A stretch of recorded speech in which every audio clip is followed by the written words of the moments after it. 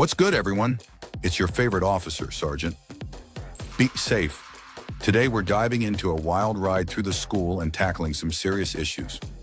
Let's keep it real. Let's follow young Malik Mystic as he meets with treacherous Tony. Yo, Tony, what's poppin' with these pills? You trying to be the new doctor in town? Just a little something to take the edge off, Malik. You want to feel like you're floating on a cloud? Pretty soon, all the kids in his school are going to come to me for pills.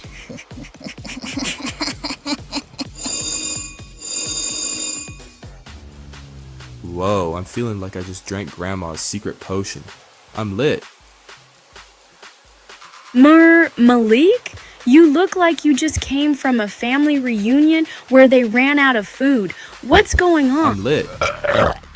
Malik, you're not yourself. We need to get you to the nurse before you start dancing like it's nobody's business. Oh my god. It must be the stuff I got from treacherous Tony. What? Drugs. I hate drugs. Mr. Powell, Malik is acting really strange. I think he's been hitting the wrong kind of snacks. Sergeant, be safe. We're glad you're here. We need to handle this before it turns into a not-so-funny episode of school drama. Looks like we've got a situation at the school.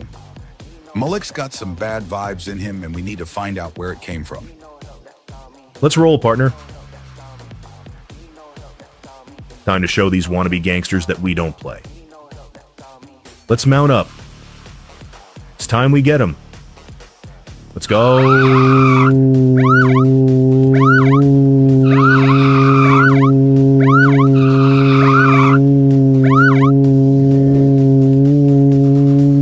All right, Clay, time for some tactical moves. We're about to crash this party like we're the last ones to leave the cookout. Uh-oh. It's the safety squad. I thought we were just having a little chill time. You're under arrest for dealing illegal substances. This isn't a club, Tony. Nice try. But I'm built like a fridge. And I'm not letting you slide out. All right, fam. Let's talk about the dangers of drugs. They might seem cool, but they can turn you into a walking meme. Nobody wants that. But what if someone offers you drugs? Great question. Always say no. Keep your head clear and your dreams even clearer. You weren't born to be a cautionary tale. Thanks, Sergeant. Be safe. Next time, I'll just stick to my video games and TikTok dances. Stay safe, stay smart, and remember, if you see something suspicious, call your local hero. Until next time, keep it lit. And don't forget, treacherous Tony and his crew ended up going to jail. And that's your tip of the day to get you on your way.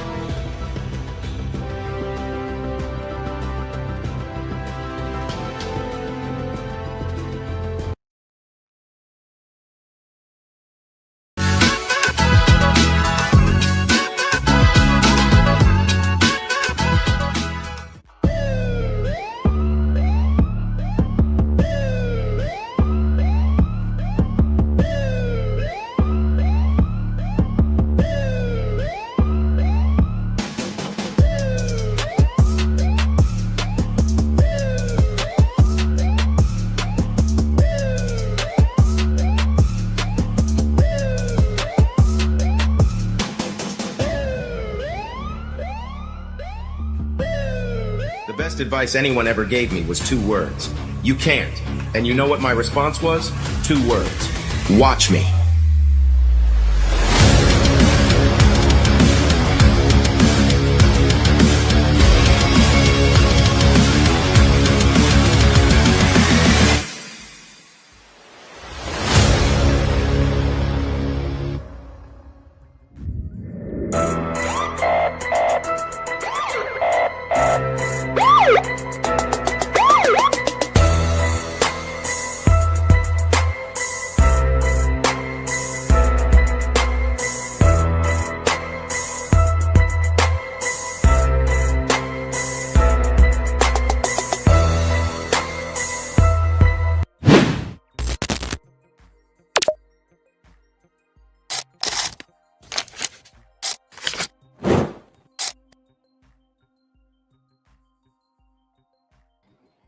And we're live in Maine on big screen. Shout out to everyone who's watching the show today. Today's is recorded.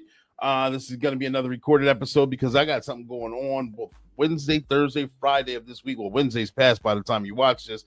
Thank you guys for tuning in. It's your motivational speaker, your empowerment coach, your author, and your favorite baker's favorite baker, Coach Clee, coming at you. Yes, Ecclesiastes 3:02. If you open up the crimes code, you'll see yours truly. I'm the coldest code switching detective. Yes, I'm King 360. You guys know what that is. 3 miles with a 60-pound weight vest, and you spell my name CLEE, which stands for Continuing Law Enforcement Edutainment, because we don't entertain, we educate throughout the entire process, and we're not going to fall short. This is the podcast Black and Blue, which is the podcast just for you. We go live weekly at 7 p.m. Eastern Standard Time. When we go live with a special guest, whether they're rookie season or retiree, and we talk about their training experiences and publications if they're law enforcement or first responder. And so I got a special show lined up for you today. I know we've all talked about trauma. We've all talked about sleep deprivation, and, you know, getting a good night's sleep is like a dream come true for most of us now. So we're going to talk about how we can do that. So I got a special guest. Her name's Dr. Leah Kaylor. Her book already came out, and we're going to discuss that and getting better sleep and dealing with things and being a first responder and getting into all that. But before that, yes, this show is streamed on 5 different platforms, maybe even 7 by the time it's uploaded. We're on 2 on Facebook, 3 on Facebook, 2 on YouTube, 1 on Spotify, 1 on LinkedIn, and maybe somewhere else as well. So make sure you guys tag, like, share, subscribe, tell all your friends, tell all your family about us, tell us to join. We're also going to be uploaded. I did say it on Spotify, but this is sponsored by OneWay Publishing, the book publishing company, the entertainment publishing company. Also, it sponsors the podcast Black and Blue, and Starting to Be Safe, which is also on YouTube as well. So if you haven't already done so, check his cartoons out. They're educational and they're entertaining, and we have a lot of fun. They're also he has his own channel, so make sure you guys subscribe to that. All right, so I've been a little rusty. Haven't done this in a while, but it's still always good to bring things to you. You guys know I'm still working full-time detective, so therefore the cases aren't stopping. They're actually getting more intensified. So as the more things happen, the more things are kind of getting delayed here. But we're still going to bring you the show. Still going to bring you the latest content of what's available. Some of you guys have already seen our latest guest on a couple other podcasts. She's making headlines throughout. I've seen her on a lot of the mainstream law enforcement podcasts lately. She's going to be airing on this one today. Want to make sure I cover all bases. I got all that. Yes, I did. All right, perfect. You guys talked about sleep deprivation. So I'm going to get rid of that intro video here. And we're going to jump into an explainer video. You know how we do on this podcast. The explainer video for first responders, working shift work, not being able to maintain a schedule, a sleep schedule, a diet schedule, just because, you know, you get called out for overtime, you work overtime, you work days, nights, rotational, you get called out for court. It's very difficult. Then you have family that has games and events and things that you got to show to, holidays. It just gets very chaotic. And so therefore, what's the one thing that suffers? Our sleep. And when sleep suffers, then it's everything else is a trickling effect. It affects our health, it affects our brain, it affects everything that we do in life. And we're going to talk about that here. We're going to got the explainer video, and after that we're going to jump right into the interview, because you guys came to learn more about that and not about this. So here's the explainer video. We're going to jump right into it. All right, make sure you guys tag, like, share, get your questions, comments in the comment section. They still will be acknowledged, even though this is recorded, like I said, but those comments will be acknowledged. So let's get them. Crisis.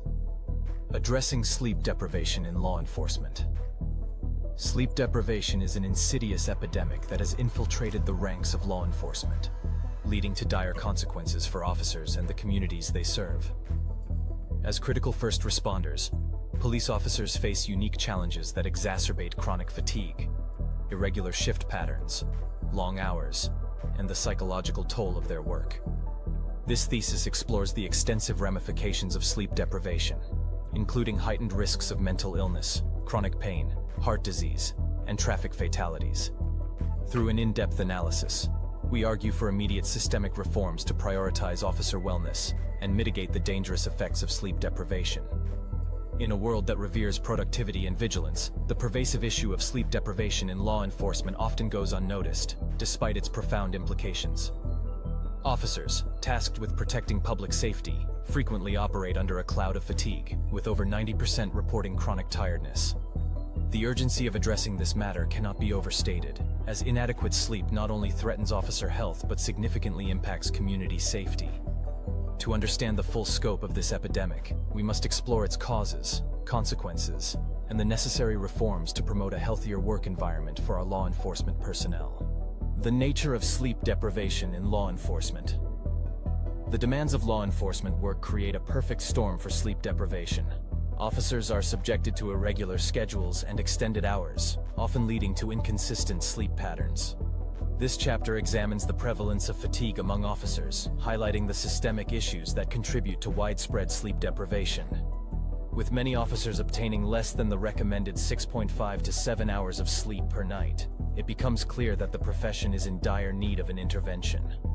Health consequences of sleep deprivation.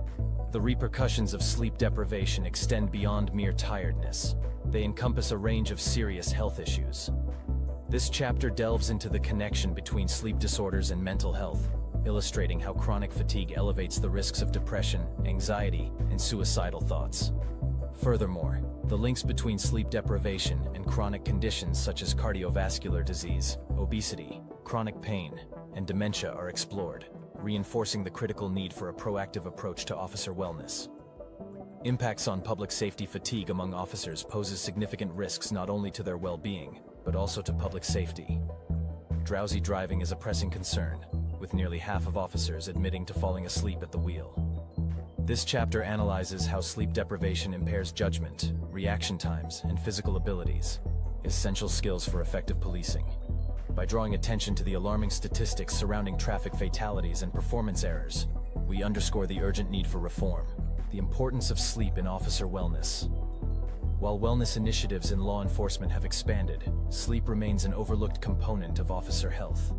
This chapter advocates for a more comprehensive understanding of wellness that includes prioritizing sleep as a fundamental aspect of overall well-being. By examining the historical context of wellness programs in law enforcement, we emphasize the necessity of integrating sleep health into existing frameworks. Strategies for reform. Correcting the pervasive issue of sleep deprivation requires systemic change within law enforcement agencies. This chapter outlines actionable strategies that leaders can implement, including limiting working hours, monitoring total hours worked, and fostering an environment that prioritizes rest. Recommendations such as providing designated sleep spaces during shifts and implementing policies to track outside employment are explored. By embracing an open-minded approach to wellness,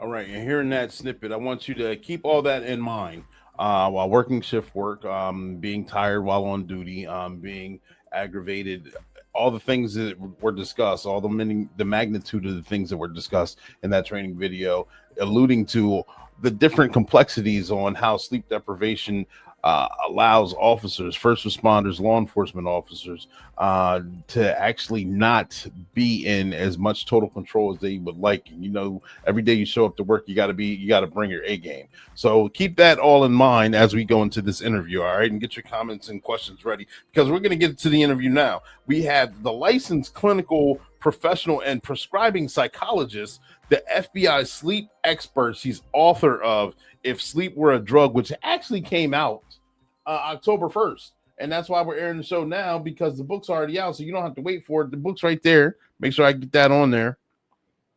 I got my copy. Make sure you guys get yours on Amazon. Right now, it just came out the first, like I just said. She's the FBI sleep expert psychologist and sleep trauma expert, Dr. Leah Kaylor. Dr. Leah Kaylor, I'm going to bring the recording up right now. You guys.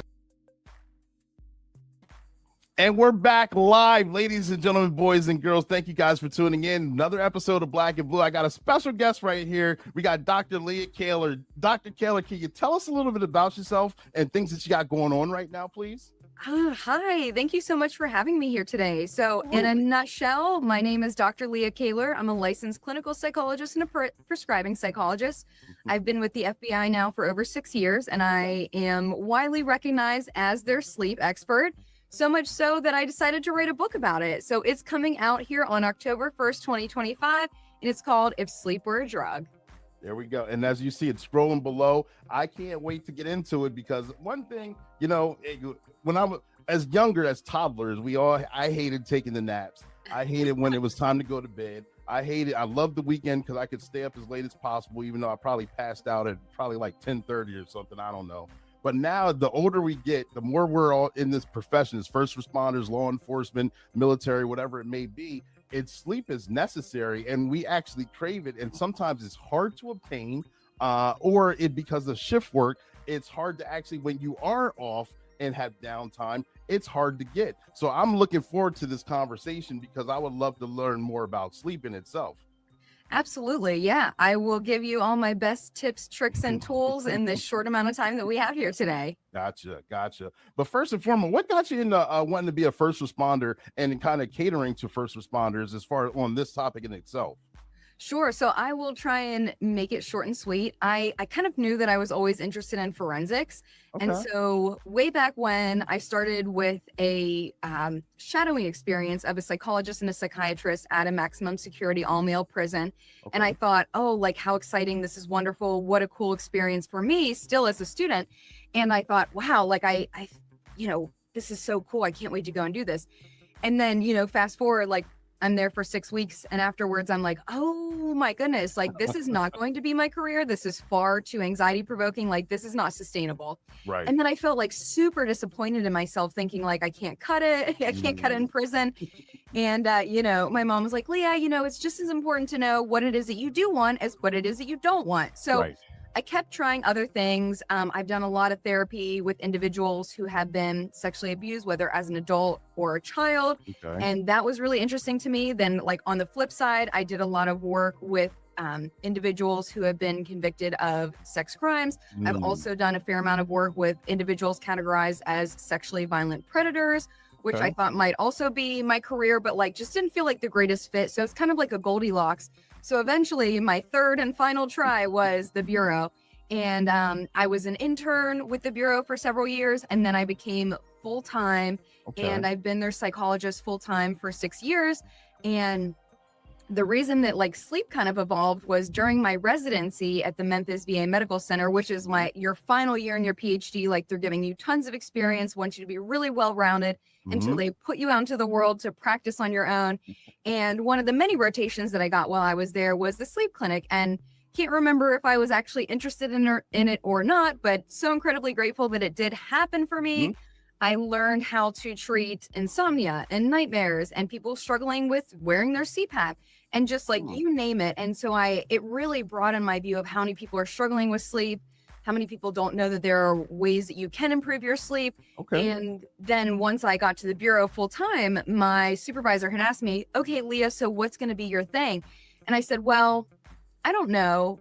Everybody, all of the mental health professionals there bring something special to the table. And I said, well, why don't we do sleep? Because I just got off a sleep rotation clinic, but also when it comes to mental health and it comes to stigma, like we're getting better and better about that, especially as a society. But Right. when you add on the layer of law enforcement, add on the layer of this most elite law enforcement agency in the world, I thought, well, even in society, sometimes I'll say I'm a psychologist and people just kind of like turn around and walk away. They ask me if I'm going to write my dissertation on them, this, that, and the other. No, please, I already did that once and I will not be doing another one. But, people get really worked up when I say I'm a psychologist. So what I thought was I'll do this sneaky like foot in the door thing where I will talk about sleep issues. I'll talk about how to improve sleep issues. And basically, once I do that and people learn I'm not that scary, I'm not going to ask you to lay on my couch and tell me about your childhood, that we'll open up other things. And that's kind of exactly what happened. So I did this foot in the door trick of let's talk about sleep. And then my other specialty is trauma, which, go hand in hand. And I'm so incredibly grateful that these are the two specialties that I have because you almost can't disentangle them whenever it comes to law enforcement, first responder, like military veteran populations. They're just so intricately tied. Right.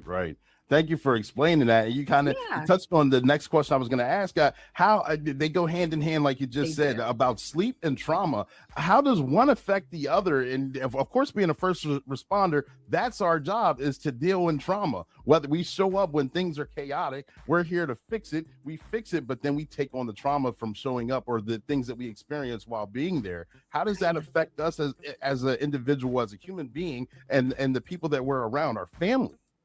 Right. And I think that it's so important for us to just kind of take a moment to acknowledge this, because when we are a first responder and we've been in this bubble for a long time, we forget what it's like, what other people, civilians experience, like a librarian or like a banker. Like they may never come across anything like this. Right. And yet you are asked to do this day in and day out. And for you guys, like there may be some warning as to what it is that you're walking into. There may be no warning as what it is that you're walking into. And so there's just so much potential for traumatic exposure over and over and over again. And so I think that it's so important that we talk about these two hand in hand. And that's a big piece of what I do in the book, is like, I'm like, hey, this is a book for sleep. However, there may be underlying issues. And that's why it's so important to talk about, because when I think about sleep, it's kind of like this vicious circle with lots of different things, but specifically as we talk about it in the context here of mental health. So if you are traumatized during the day and you are not able to process it, and then the way that you are,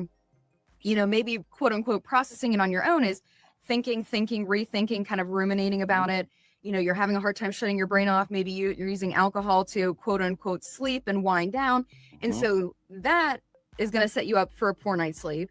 If you're sleeping poorly, that is the time in which your brain kind of emotionally recalibrates, kind of takes away the sting of painful memories, and helps you kind of be ready and raring to go the next day. Well, if you're not sleeping well, that's setting you up for poor conditions. And then we do it all again the next day. So imagine, getting called out again and again and again, continuing to add more vicarious trauma onto what it is that you're already experiencing. So we've got this cumulative effect. Again, maybe your coping skills are or are not effective. And we just have this vicious cycle going on and on. So I like to say this, and this is very specific to my population. I'd say, again, within the Bureau, we have lots of wonderful mental health professionals, and I get a lot of referrals from them of, hey, Leah, someone's having sleep issues. Can you take them on your caseload? I'm like, yeah, of course, no problem. Send them over. And then I start talking to them, and like 9 times out of 10, like after just a short period of time, and I'm like, okay, this looks like a sleep issue. And yes, of course, you are struggling with sleep, but it's more so a symptom or a manifestation of untreated anxiety, depression, stress, post-traumatic injury. So there's a lot of that's fueling the sleep issues. And so I am incredibly grateful to have the skill set that I have, where I work with people on both the trauma and then also the sleep, so that we can get you on a better track faster and quicker than just addressing one or the other alone. Gotcha. Thank you for explaining that as well. And it's a trend that I've seen. I've been being in former military, being in law enforcement for about 20 years now. I've seen guys leave the job early because they just were burnt out. The newer officers are coming on, first responders as well. They're coming on to the job, and working shift work, especially when you're newer, you're working for a department that works 12 hours. You got 12 hours, 7 to 7 a.m. Then you got 7 to 7 p.m. with some rotate within a month, some rotate within 2 weeks. So already your sleep's interrupted naturally just from the job itself. Then you're seeing trauma. You're seeing maybe vehicle accidents that are horrific. You're dealing with families that are being torn apart for whatever reason. You see natural disasters of a storm comes through and a tree just separates a house in half, and you see the aftermath of that may involve some death and destruction. And you deal with it. Like you said, the coping skills may be alcohol, because that naturally it helps you turn the switch off. Trust me, I know, I'm guilty of it myself from working patrol work, that when you come home, you just want to unwind. You don't want to talk about anything. You just want that moment. And the easiest way to actually is to have choir practice and decompress. And of course, that starts bad habits, because then you need more and more. And then eventually, like you said, and I know from experience as well, your sleep's interrupted, where you're working overnight, then you come home, you sleep during the day, You probably get 3 or 4 hours tops of sleep. Then you're back up again because you don't want to waste the day. You got to get stuff. The car still needs inspected. The house needs clean, and then you had to go back to work again. And after a career of doing this, I've seen retired guys. I'm saying all this to say I've seen retired guys actually, when they decompress and unload, they have the nightmares. And they don't know how to deal with the nightmares, so they're still staying up because they don't want to go to sleep. How would you, what kind of suggestions would you say for any of the first responders that are experiencing that? I'm so glad you asked this question. And like, for those of you who are listening, this was not a setup. We did not talk about this ahead of time. There is actually a treatment for nightmares. And I this is like a huge public service announcement that I'm trying to do with my book and just on podcasts, because yes, when I was at the VA, and this was my first foray into sleep issues, because I had people who were experiencing nightmares like so severe that they would go to the emergency room because they thought they were having a cardiac event in the middle of the night. Turns out, no, that's not the case. It's just these extreme nightmares. Same thing. I had veterans who would, what we call sleep avoidance. They were just so scared to sleep, to put it off. And, that's because it's scary. It's this state of vulnerability, and it's the potential to have nightmares. So people don't realize this. And I think it's really important that we touch upon this, and we can go as deeply or as shallowly as you like. But we have a treatment called imagery rehearsal therapy, IRT, and this is wonderful for recurrent nightmares. So that nightmare that happens over and over and over again, maybe there are slightly different variations, but it's kind of like that same scenario. We can train the brain to overcome this type of nightmare. And I've used this in the VA. I've used this with civilians. I've used this with my special agents, and it is wonderfully effective. It does take a little bit of time because, as you can imagine, whenever it comes to nightmares and this unprocessed trauma and stress, because let me back up. Let me say, at night, for a normal, average, healthy sleeper, the brain is trying to emotionally recalibrate. It is processing through what it is that we have gone through. It is taking, and this is just really super interesting, and I'm like very nerdy, as if you couldn't tell, that when we are in this REM dream state, for a normal, average, healthy sleeper, the level of noradrenaline, which is just a brain stress chemical, should be nearly zero. And that is kind of like the only time, which is really cool, that this happens. And so the brain kind of acts as this really skilled mental health therapist, if you will, and it brings up things that we need to process while this brain stress hormone is essentially a zero. So we can work through these things. We can kind of, I don't know about you, and maybe our listeners can relate to this, but like everything seems like maybe really scary or this or that, or like really amped up, and then you kind of sleep on it, and the next day you kind of just have like more clarity. Like you're like, okay, maybe that wasn't so bad. Well, that's thank you to REM sleep. And when we aren't getting good REM sleep, and especially whenever it comes to folks who are very like amped up and they're experiencing a lot of traumatic events, and that this cumulative stress and trauma is just adding up, that the brain can't get to that state of very low brain noradrenaline. So instead, the adrenaline is very high. And so the brain is trying to process through, it's trying to do what it normally does. And yet we end up with this nightmare. And then we wake up, we're very distressed. It's very hard to fall back asleep.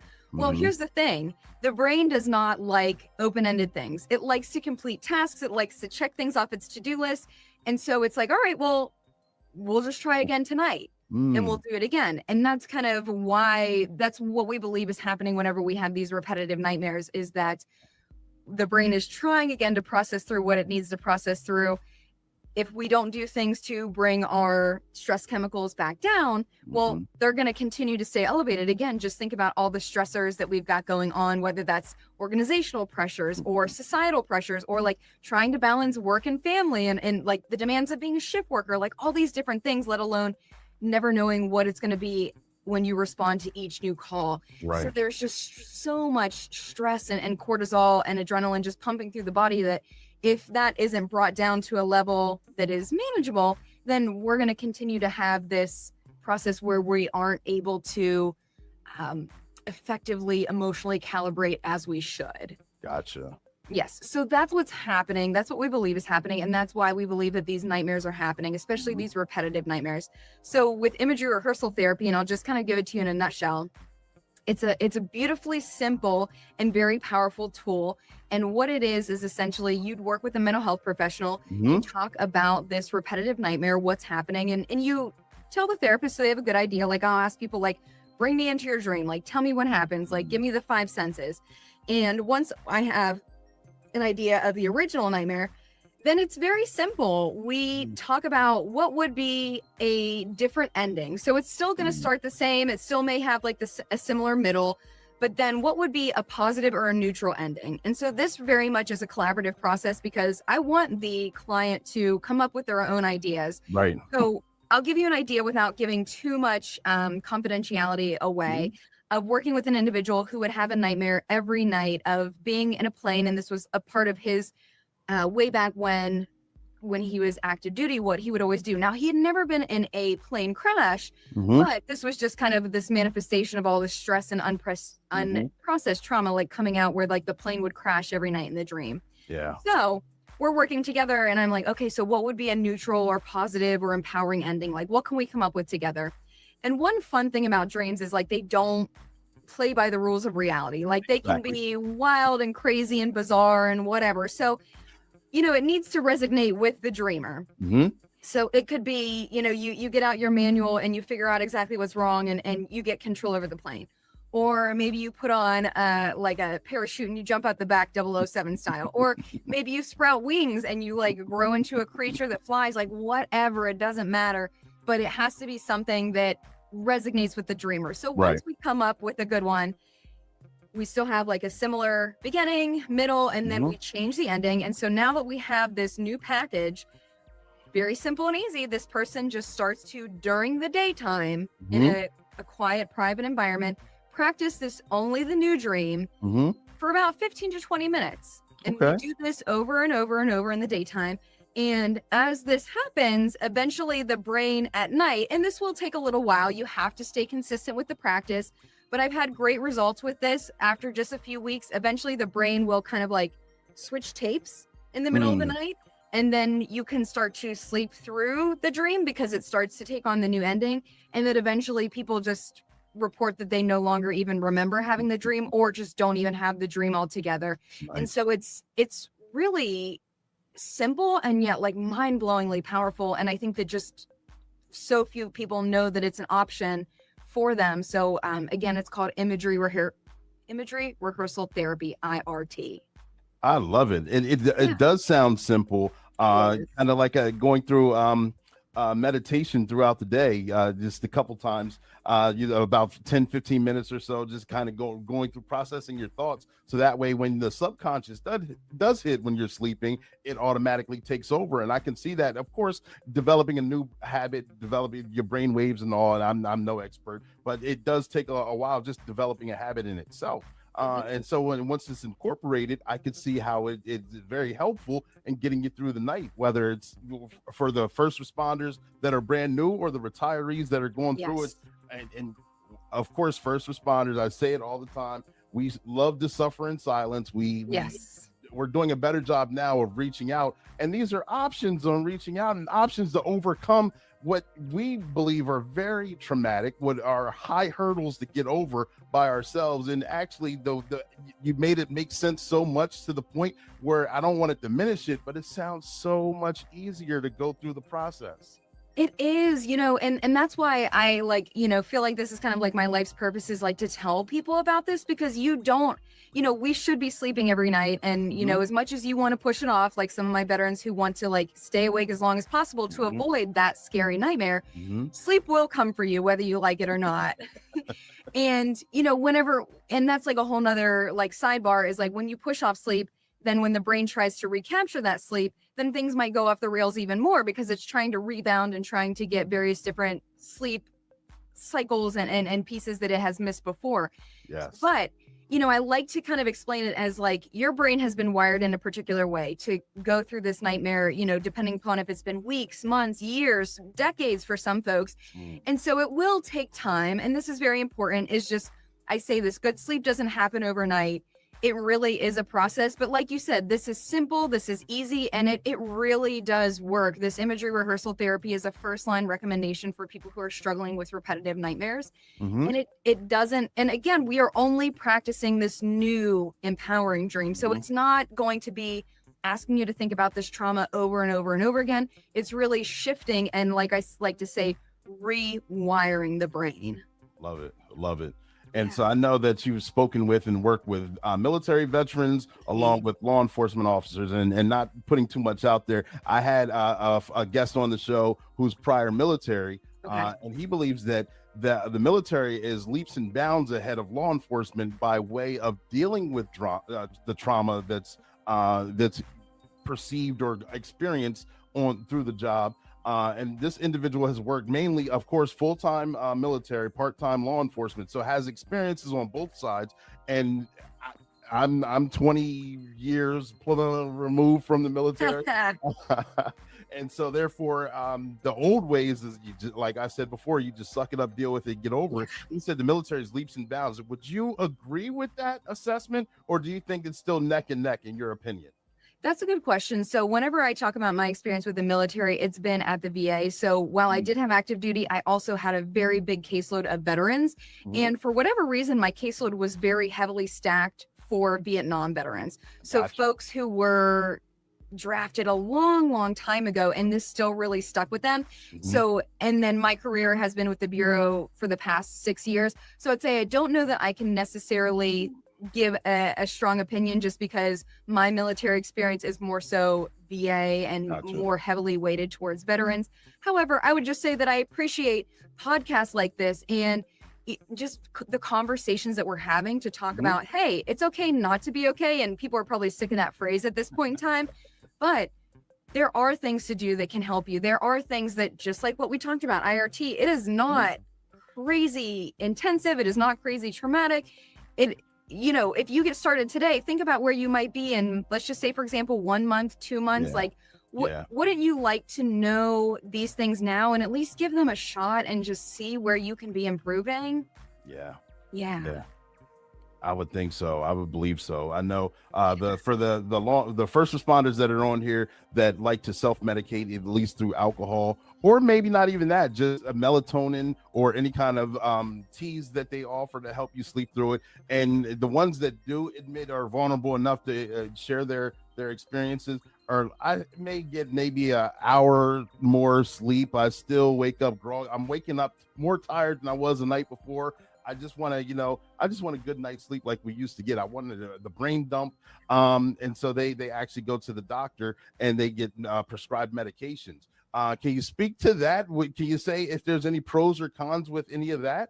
I can. So you said several different things and I want to touch upon there. So I'm going to like ping pong around. But I'm glad that you asked this because I didn't really touch upon it earlier, but I'm a prescribing psychologist too, which means that there's not a ton of us out there, but it means that I can also prescribe mental health medications. So sleep medications such as Z drugs like our Ambien, Sonata, our Doras, I can prescribe those too. So I have this kind of unique experience, and then I can talk about the psychological side, and I can also talk about the pharmacological side. So let's rewind and talk about alcohol, because that is kind of like the world's, and I'm putting this in quotes, #1 sleep aid. I agree. Yes. And in my book, the chapter is called "There's a Difference Between Sleeping and Passing Out." And it's so true, right? Like alcohol is a depressant. Alcohol helps us feel sleepy. There's no doubt about that. But it is much more of a form of sedation rather than a form of natural sleep. Because whenever we're having alcohol, yes, it's going to depress brain activity, meaning that it's going to slow down the communication between neurons, which can help you feel sleepy. But then as we get into nighttime sleep, you're not going to be cycling through as you should. Alcohol is a huge suppressor of REM sleep, which, as we talked about before, REM sleep is really important for that emotional recalibration, for taking the sting out of traumatic things that we've experienced. So if we're having alcohol, then it's suppressing REM sleep. And so we're really doing ourselves a disservice there.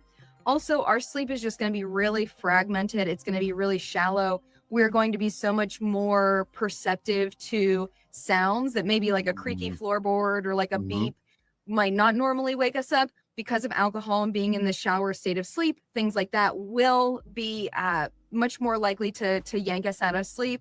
So nonetheless, alcohol is just a really, really poor substitution for natural sleep the way that it was intended. So Right. I'll put that out there. I think that everyone probably knows that, but it's important as a reminder to put that out there for folks. Mhm.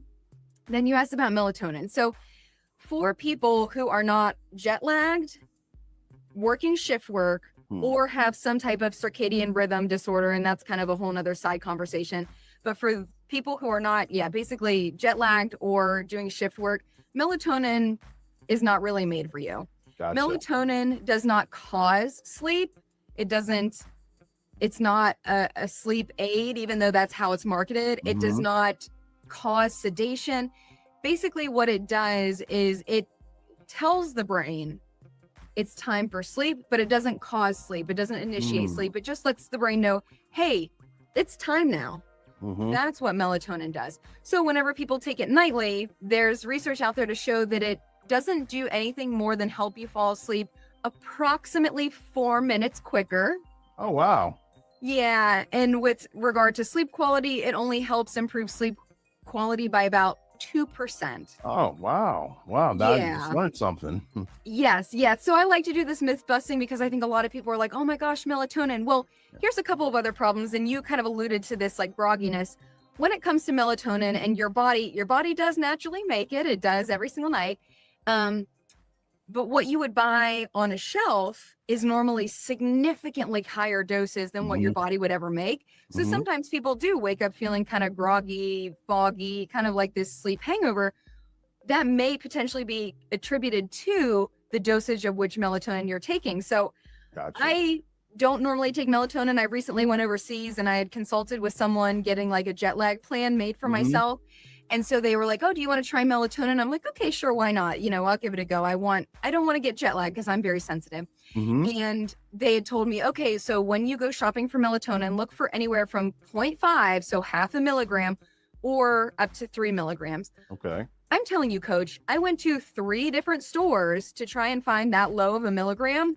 It was so hard. It was so hard. All of the ones that are easily and readily available on the shelf at your local big box store are much, much higher. And so, it's something that really surprised me. And I imagine that, again, it's all about giving people good information. So again, unless you're a shift worker or going through like a jet lag plan, melatonin is really not made for you. Also, there are lots of widely discrepancies whenever it comes to what's actually in the melatonin with regard to like what's on the label. Right. There's studies out there to show that sometimes it's significantly less, but more times it's far, far, far more than what's on the label, which is concerning. And then also too, just the hygiene standards of the facility in which it's being made. So sometimes, and this is not solely and strictly related to sleep aids, but it could be, your vitamins, minerals, herbs, supplements, that sometimes there are things found in there just due to like unsanitary conditions. So arsenic, lead, mercury, things that you certainly do not want to be ingesting. So Exactly. if you're someone who's listening and you're taking melatonin nightly thinking this is going to help your sleep, maybe rewind and listen to this section again, because I promise you it's really not. Maybe just save your money. So I like to, when I give my sleep lectures, I like to show a slide, and I'm going to describe it to you so you can envision it. It's a pyramid. So at the very bottom of the pyramid, the biggest, widest foundational section is for behavioral changes. And behavioral changes would mean, are you drinking alcohol? Maybe considering more moderation. Are you drinking caffeine? Maybe considering when you are shutting that down. Do you have a wind down routine? Because we are go, go, go, go, go. And then you want to fall face first into the bed and fall asleep immediately. Well, most of the time that ain't happening. Right. So the bottom foundational piece of the pyramid is all about what are behavioral things you can do to change and to better your sleep. Then as we move up one, the next is environmental. So is your mattress comfortable? Do you have a pillow that supports the type of sleeper that you are? Is your bedroom dark, cool, and quiet, especially for those trying to sleep in the daytime? You're going to have to work even harder because of traffic and construction and the guy next door mowing his lawn. You have to work harder. Then the next level up, I say if you've been doing these behavioral and environmental changes for several weeks and you're still not seeing changes, it might be time to talk to a mental health professional or a medical professional. Maybe we need to do a sleep study. Maybe there's something going on, and this is a whole nother conversation, but a ton of people, and this is very much so for the first responder community, they are struggling with obstructive sleep apnea, but they don't know. And so I think that this is important for us to circle back to in a few minutes here, but it may be important to have a sleep study because yes, you might have obstructive sleep apnea and you might not know. So that's important. And then also, as I mentioned earlier, 9 times out of 10, when I'm talking about, the first responder population, it's oftentimes untreated anxiety, depression, stress, trauma that's showing up as sleep issues. So now maybe it's time to recruit some help and see what else we can do. Right. Then as we move up the pyramid, then we might see some over-the-counter sleep aids. And I already told you my qualms whenever it comes to melatonin. Right. And there are other medications out there that are like PM, and those ones, especially when the active ingredient is diphenhydramine, which is the active ingredient in, say, for example, Benadryl, after 3 nights, it's no better than a placebo. Wow. Yeah. Wow. We're really out here fooling ourselves, first responders. I know. That's why I had to come out and write a book, because I can only talk to so many people at once. So after 3 days, we build up such a tolerance that it's no better than a placebo. And also long-term use of medications such as that, and that's categorized as a anticholinergic. They are associated, not caused, but associated with cognitive impairment, especially in older populations. So it's concerning. There will be other things out there like magnesium. People are very excited about magnesium. However, that's a good option if you're magnesium deficient. If you're magnesium normative, yeah. So there's a few things out there like that. L-theanine is a nice option. It's not going to have any major side effects. So if that's something that people want to try out, fantastic. But really, there's not a ton of great options whenever it comes to like easily available sleep aids. Wow. And then to finally answer your question, the very tippy top triangle part of the pyramid is prescription sleep aids. And as I mentioned, I am a prescriber. However, I have yet during my prescribing career to prescribe any of our classics like the benzodiazepines, like the Z drugs of Ambien, Sonata, Lunesta, or our Doras. There are medications that, and we'll call it prescribing off-label because that's what it's called, but there are things that are like antidepressants that are often prescribed because a major side effect is sedation. So we'll just say, for example, something like trazodone. Trazodone is technically an antidepressant. However, it's very well known for making you sleepy. And so at very low doses, lower than what would normally be prescribed for anxiety or depression, trazodone can be a nice, safe-ish, compared to just everything. And also taking into your own lifestyle factors, who you are, what other conditions you've got going on, what other medications you're taking. But within the realm, trazodone is relatively very safe, and it can help with sedation, especially for those people who have a hard time falling asleep. So trazodone is a nice option. And we've got a couple of others that are used off label like that. But one of the things that I really want to mention is because, and I titled that chapter, There's No Magic Pill, because everybody wants a quick fix. Like when you're not sleeping well, like you desperately want sleep. Like that's all that you want. Like you'll pay any price tag for it. But when it comes to our benzodiazepines, like say, for example, an Ativan or a Xanax, or things like our Z drugs, our Ambien, our Lunesta, that they do come with side effects. So whenever it comes to our Ambien, Sonata, Lunesta, and their generics, those come with a black box warning. A lot of people don't realize that. Black box warning is that this is very, very concerning. Hey, we need to get your attention because you may be doing something on this medication that could cause serious harm or death. And people, I think, kind of like brush that off. That's for someone else, not me. Right. No, it'll work perfectly fine for me. It's no big deal. And, here's the thing, right? And here's why it's there is that when you take something like one of those Z drugs, it does work very quickly. Normally we ask people to already be in bed and take the pill while you're already laying down in bed.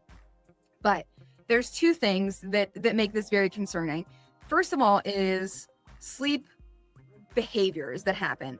And this could mean that you are sleepwalking, sleep talking, sleep cooking, sleep trying to get in your car and driving. And people, as scary as that is, people really do it. And there are lots of anecdotal stories about people going on Amazon and shopping. And like a few days later, all these packages show up at their house and they didn't know what the hell's going on.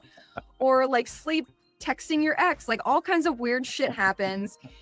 Not for everyone, but for a select few people. But it goes hand in hand with the other thing that's very problematic, and this is called anterograde amnesia. And what this is that the period between when you take that pill and the period when you wake up, like that, you kind of go dark. Yeah. And you don't really have memories for that time. And so if you were sleepwalking, sleep talking, a lot of times, especially if you live alone, which is very concerning, you may not know that you've done any of these things unless there's some type of like evidence, like, there's a pillow in the oven, or like, you left out all the food in the fridge and you left the doors open or something.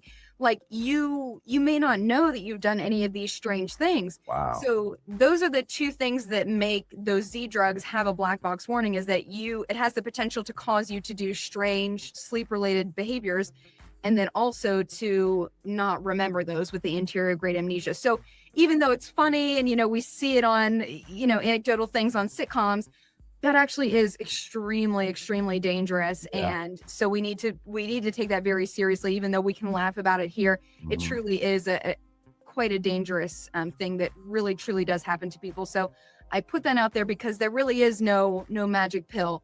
And this will not happen to every single person who takes these, but I do think that it's important to know, especially if you're someone who lives alone and thinks, I'll give this a try.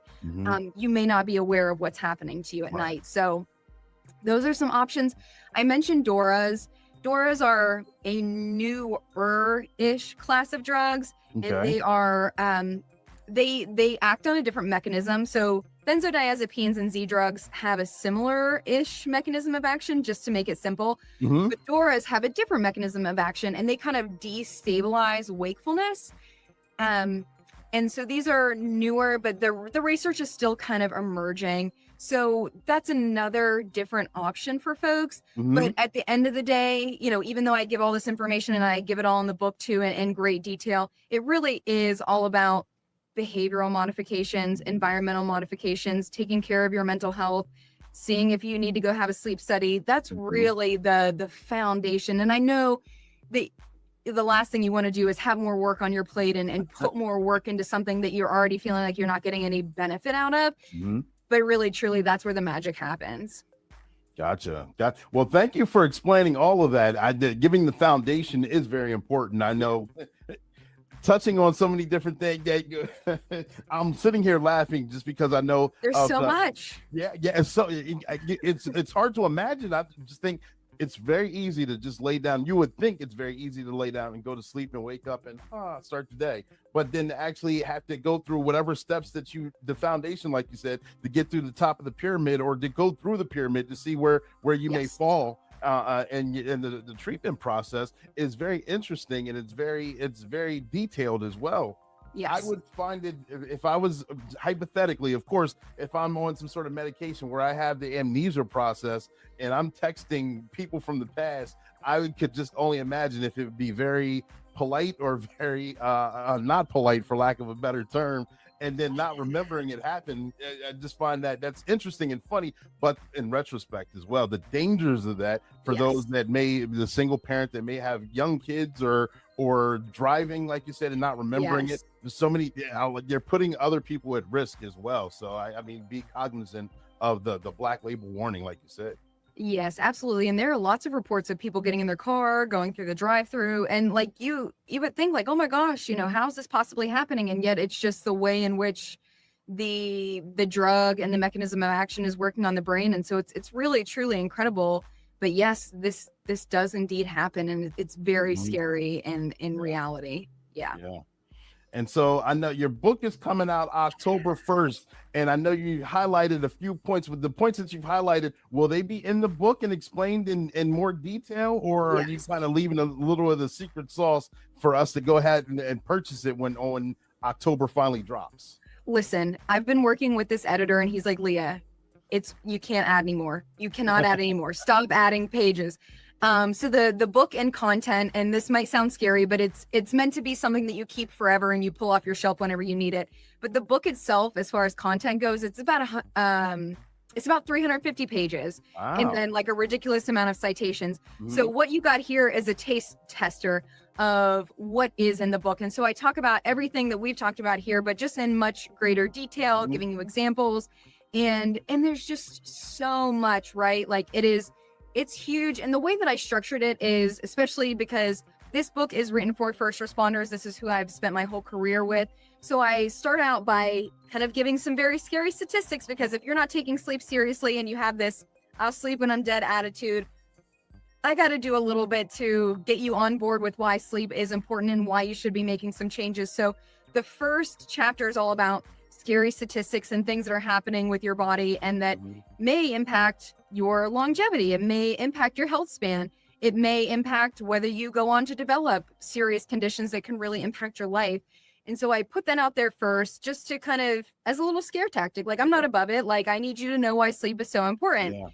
And then the rest of it in that first section is what happens when we sleep, what is happening during light sleep, deep sleep, REM sleep. And we kind of touched on a little bit there. And then how much sleep is right for you. You know, as we sleep or as we age, like, you know, an infant compared to someone who's 68 years old, their sleep is going to look very different. So explaining why that happens.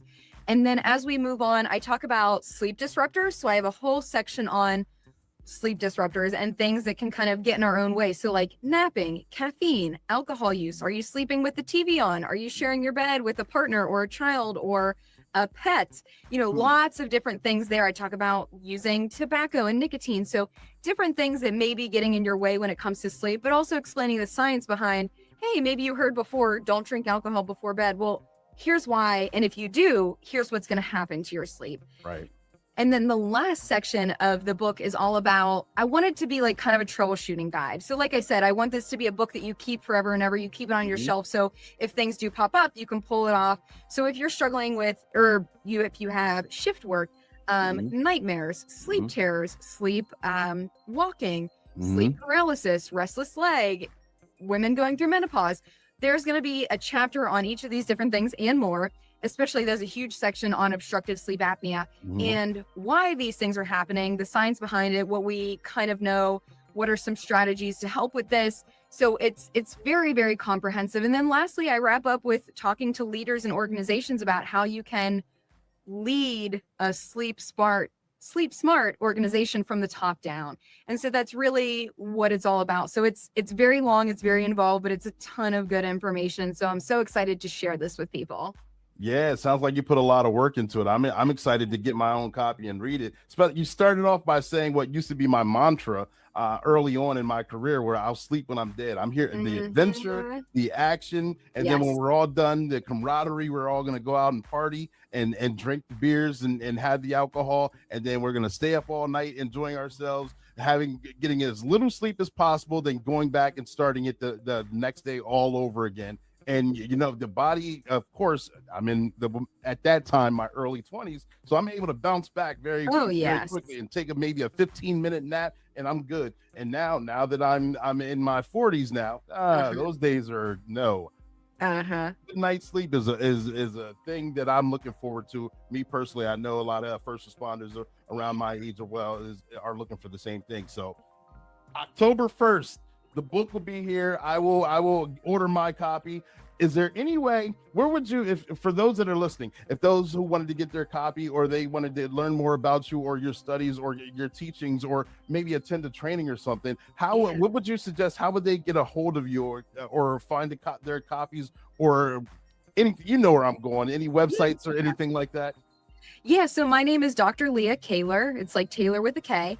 And you can find me, my website is drleahkaylor.com. You can find me on Instagram. I do have some social media.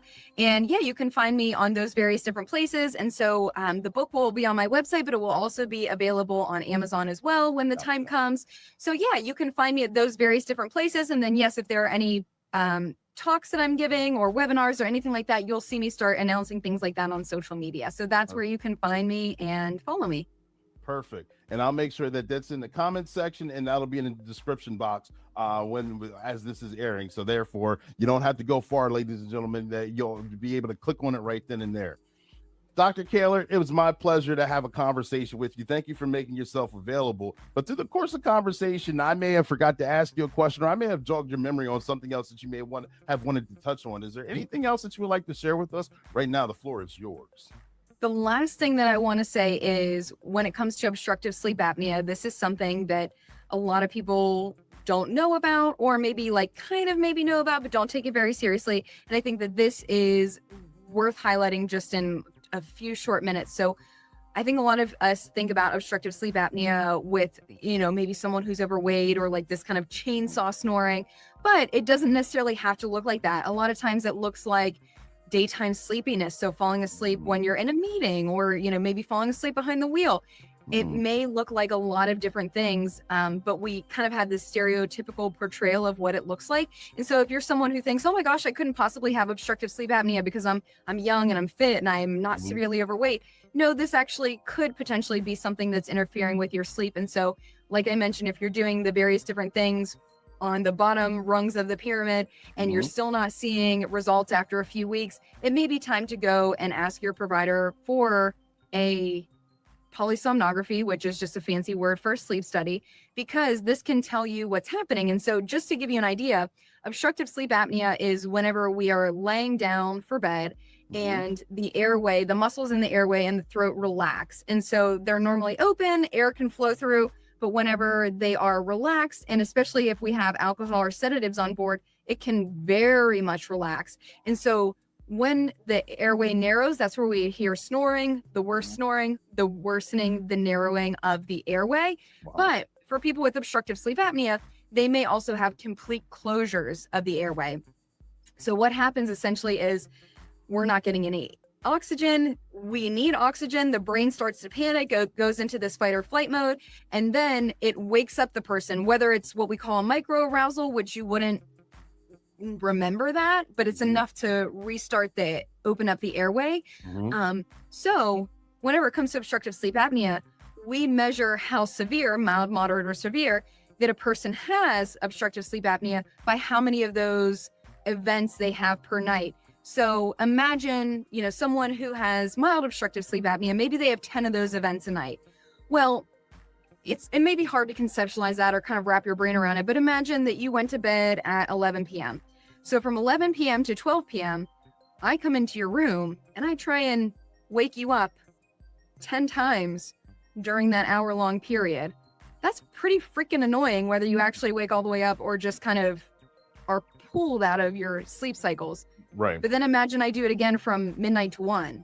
I try and wake you up 10 times.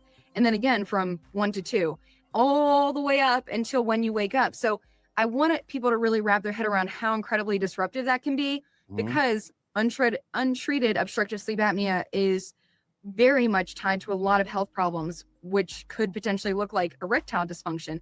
It could look like increased risk of cardiovascular issues. It could look like increased risk for stroke, many, many, many other things, but just a few to throw out there that, hey, if you have obstructive sleep apnea, and whether you are undiagnosed or some people out there know that they have it and they don't like their CPAP machine, it's absolutely vital that you take action on this, because it can vastly change your health span and the years that you live in good life if you're not treating and taking care of this. So I just want to throw that out there as a public service announcement.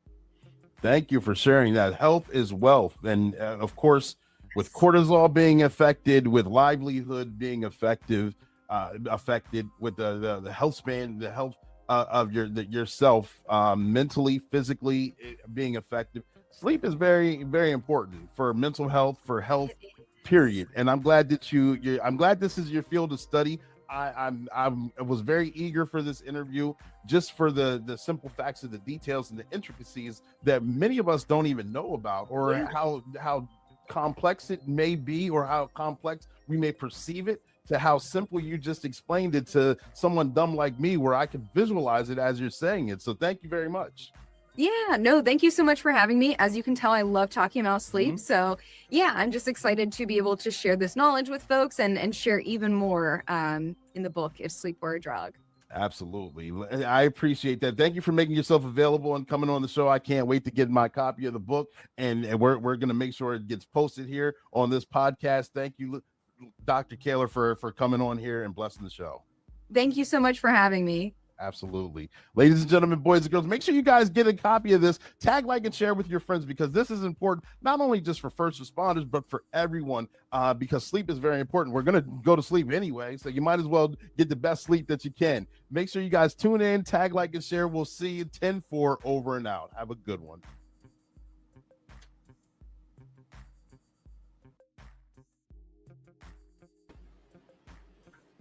Get that in focus there. See, that was a good conversation. That was a good interview.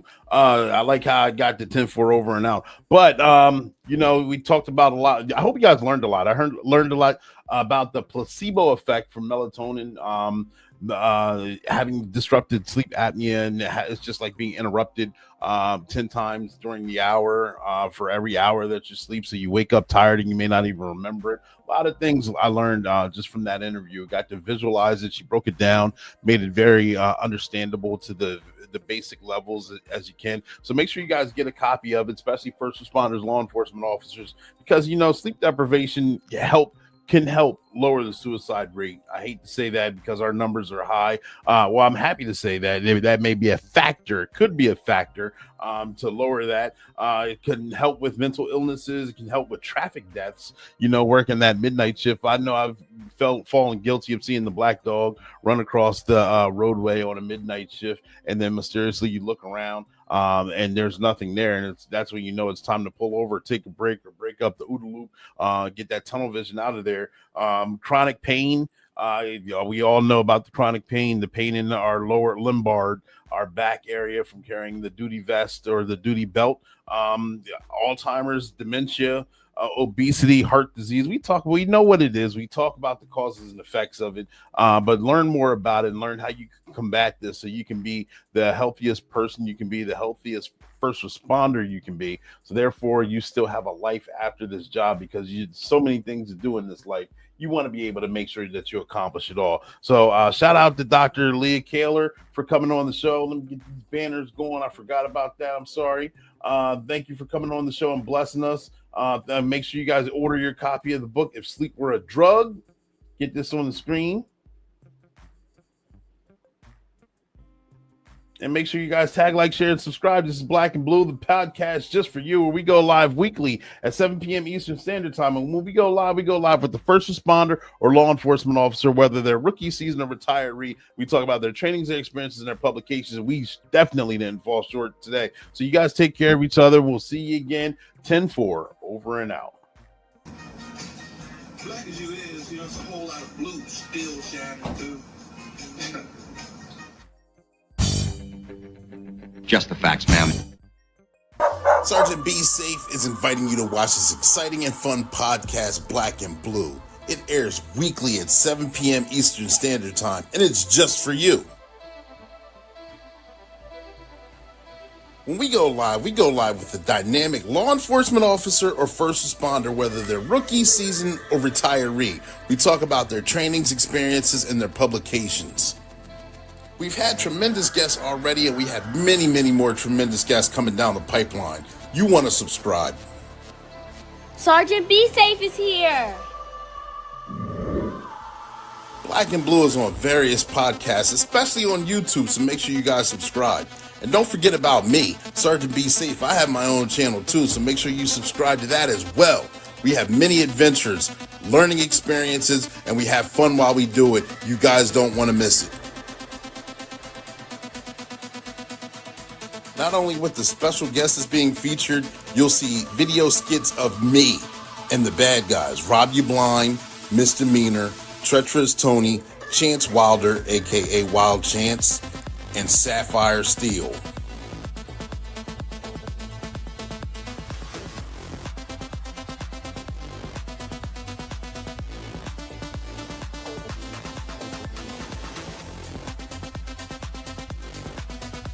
And that's your tip of the day. get you on your way.